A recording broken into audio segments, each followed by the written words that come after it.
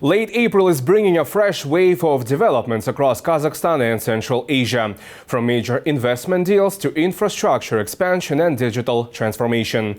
Let's take a closer look in our weekly segment, Central Asia in Focus. My colleague Almir Amirov joins me now. Almir, good to see you.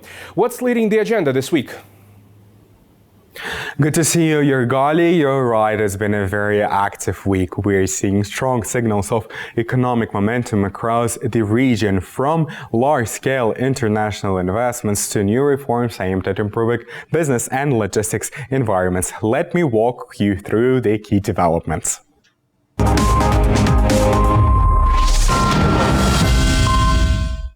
Let's start with infrastructure and logistics. Kazakhstan is set to significantly reduce border crossing times from 4 hours to just 30 minutes with the launch of the Smart Cargo digital platform.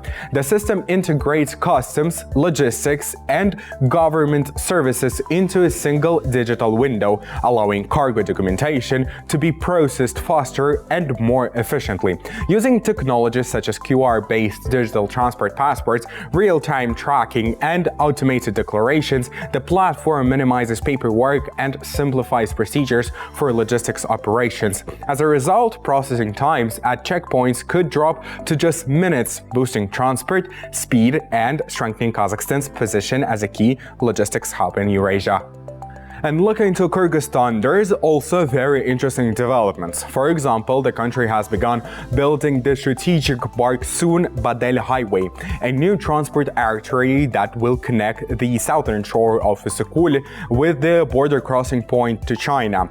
The road stretches around 150 kilometers through mountain terrain and includes the construction of tunnels, dozens of bridges, and protective infrastructure. The project is expected to boost transit capacity, speed up cargo transportation, and strengthen trade links between Kyrgyzstan and China.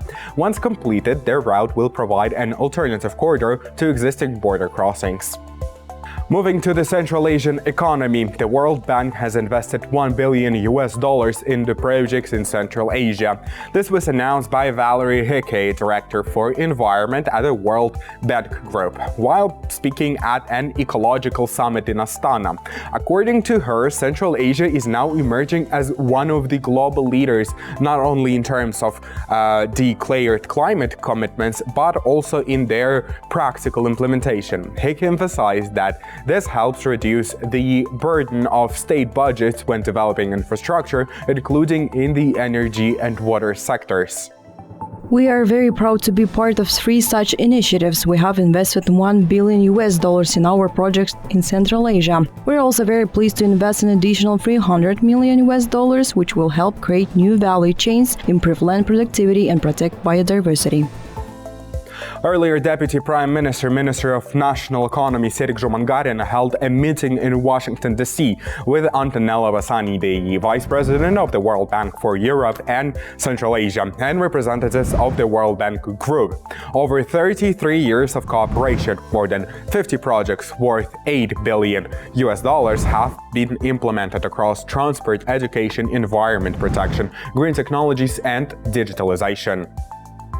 Meanwhile, neighboring Uzbekistan making a major step toward global financial markets. Uzbekistan is set to launch an initial public offering of its National Investment Fund, offering up to 30% of its portfolio to investors. The placement is expected to take place on both the Tashkent and London stock exchanges, marking the country's first large-scale entry into the international capital markets. The fund, established in 2024, manages stakes ranging from 25 to 30% in key state-owned companies, including Uzbekistan Airways and Uzbek Telecom, among others. Major global asset managers, including BlackRock and Franklin Resources, are expected to act as an anchor investor. They have committed to purchasing up to $300 million worth of shares as part of the upcoming listing. Its total asset value is estimated at around $2.4 billion. The IPO is part of Uzbekistan's broader economic reform agenda, aimed at attracting foreign investment and accelerating the privatization of the state assets.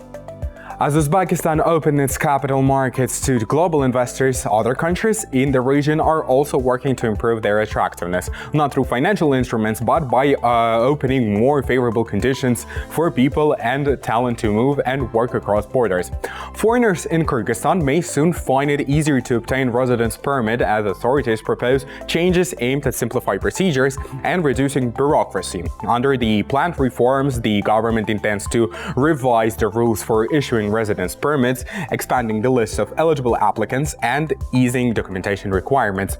The initiative is designed to make the country more attractive for investors, specialists, and those with legal sources of income.